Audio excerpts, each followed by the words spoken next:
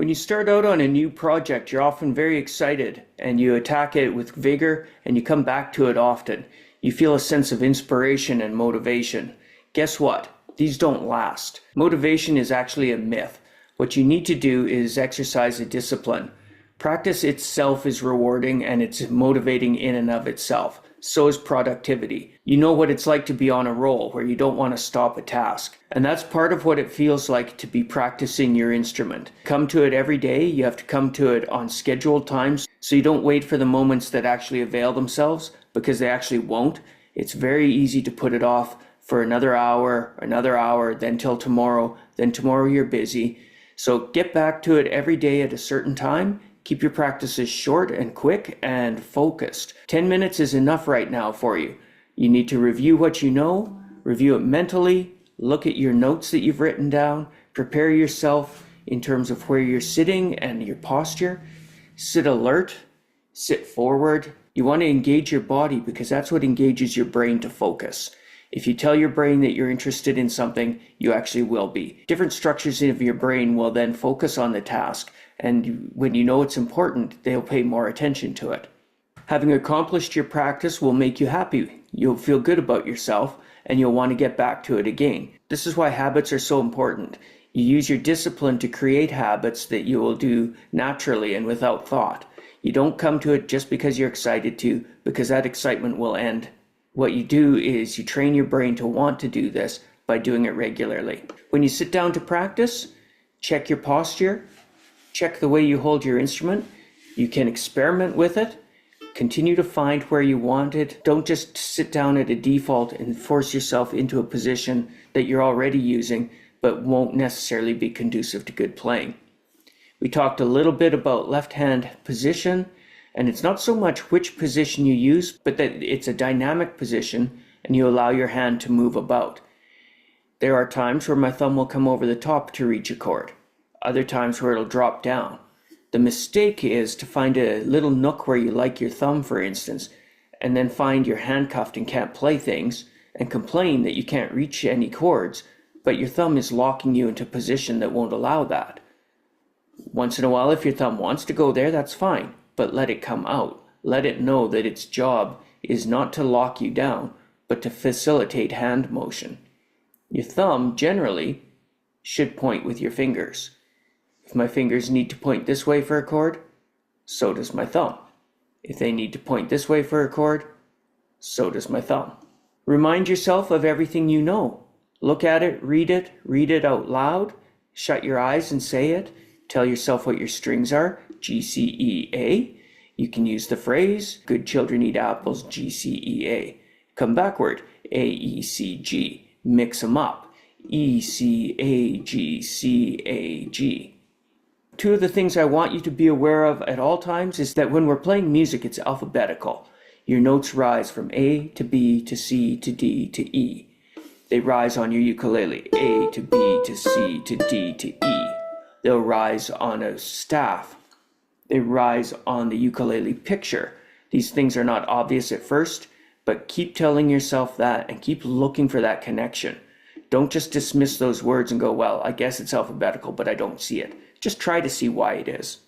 We've got on our first string as well, A, B, and C. So play the strings, G, C, E, A, and then on that string go A, B, C. A, B, C, C, B, A, A, B, C, C, B, A. And then practice the chords you know. When I hold this C note and strum with these open strings, I get a C chord. We did Frere Jacques with that. We also learned C7. C has my finger in the 3rd fret. C7's in the 1st fret. Okay. My note's no good. Okay, slide it up to the fret. It's still no good. I guess I have to press a little harder. C and C7. Got those memorized? This one was in Coconut. So practice your C's and C7s, and today, the F chord. Just like we did on guitar, I'm putting these in a logical order that will make sense physically as well as musically. So we've got C, 3rd fret, 1st string, C7, 1st fret, 1st string. Now I want to take that finger and put it on the 2nd string on the 1st fret. When I strum, I include these open notes. So a strum is not playing just this note, it's playing the opens as well. I'm re-emphasizing certain things that sound really redundant, but they're things you'll forget. People actually don't realize that these open strings are accounted in the chord.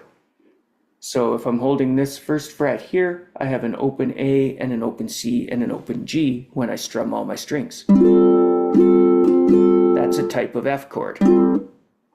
For today, as a beginner, that's the F we'll do. That's actually an F2 or an F add 2. We'll adapt it and make a fuller F out of it in a minute, but for now you could learn Fs and C7s. Fs and C7s. Notice the change in my hand position. Technically my C7 could have my fingertip on the 1st fret, and my hand could look exactly like I'm playing F, just on the other string. But another way to do it is to roll your finger down a little bit onto that 1st string for C, for C7, so you can roll it back on its tip for the F.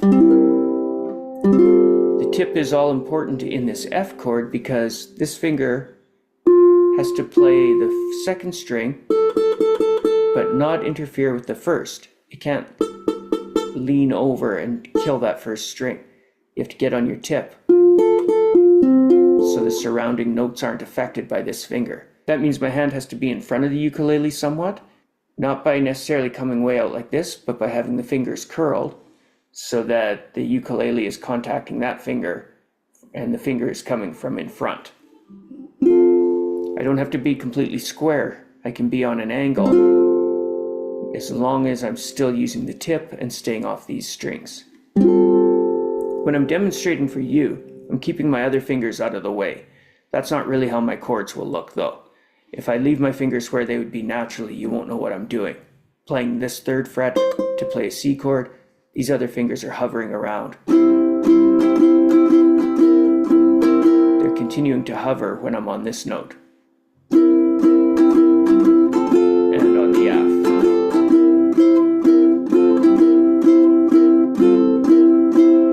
So I do get them out of the way for you, but feel free to allow your fingers to stay in their natural cupped positions as much as possible, as long as they're not touching the other strings. Now that we have 2 chords, we have a chord relationship. If I'm starting on C, I would call it the 1 chord. C, D, E, F is the 4 chord. So when I'm in the key of C, Fs are the 4 chords. Those 2 chords go together. You can memorize that fact. The root is the 1, and it goes with Fs, the 4. C, the 1, F is the 4. 1s and 4s go together as major chords. On the other hand, if F was the name of our key, F would be 1, 1, 2, 3, 4, 5, and C is 5. So these 2 chords are related 2 ways. In the key of C, F is the 4. In the key of F, C is the 5. So they'll go together in either one's keys. F is related in the same way to the C7. If I'm in an F song, I can play the C chord with the 7 on it. We're going to do that for now because it's easier. So we learned a couple of songs last time that had just 1 chord, the C chord for Frere Jacques, the C7 for Coconut. If I play this F or F2, I could play Frere Jacques again with F chords.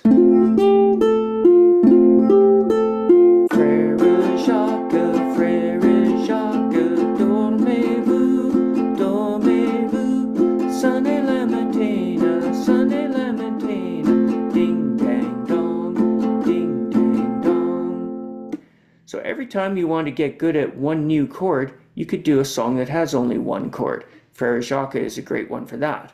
You can't tell it's great when I sing it, but when you sing it, maybe you'll like it. Then we can also do the F to the C7. Lots of songs will only do 2 chords, a root, in this case F, and its 5th, in this case C7.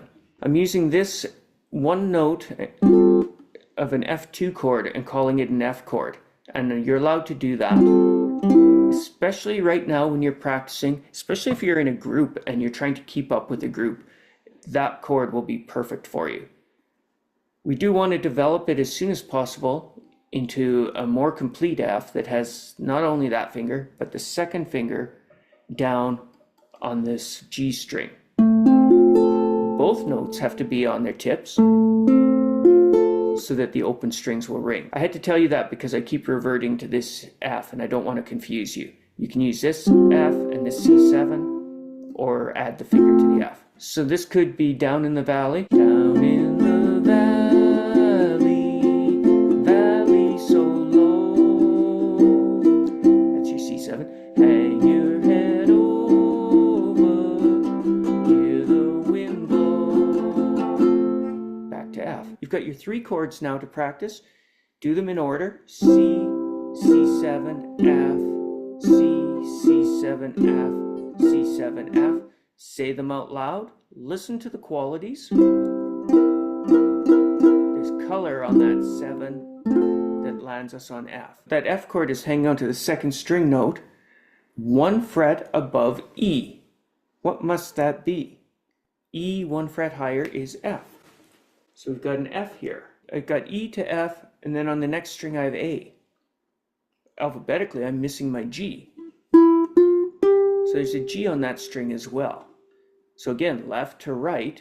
Left is open E. First fret F is 1 fret to the right of E. G is 2 frets to the right of F. So going up left to right, E, F, G. Switch strings, A, B, C. So I've got E, F, G on one string, A, B, and C on the next. This is going alphabetically. In music, after you get to G, you move to an A. So you'd go A, B, C, D, E, F, G, A, B, C, D, E, F, G. So in music, G comes before the A. So we're at a portion in the scale where it comes E, F, G to A, B, C.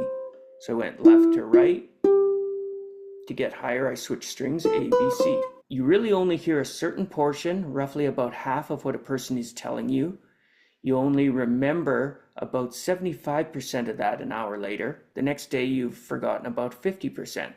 Regardless of your age, you're not retaining all the information you hear in this situation. It is slipping your mind. So what you want to do is come back and gather it back into your memory. Retrieval is the big thing. We actually do have everything stored, we just don't know how to retrieve it. So you teach yourself how to retrieve the information, come back within an hour when it's just barely starting to slip away into the ether, and drag it back and find a way to locate it in your brain. You know your strings, you name them, G, C, E, A. You know your chords, C, C7, F2, and perhaps F today. Practice them in order and say their names. You also know that you have E, F, G, A, B, C. Try practicing those in order. E, F, G, A, B, C. Saying them out loud as you go. E, F, G, A, B, C. Go backwards.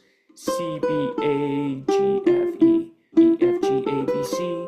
C, B, A, G, F, E is in the key of F. Those are the kinds of things to practice. That's how to practice. Keep it 10 to 15 minutes.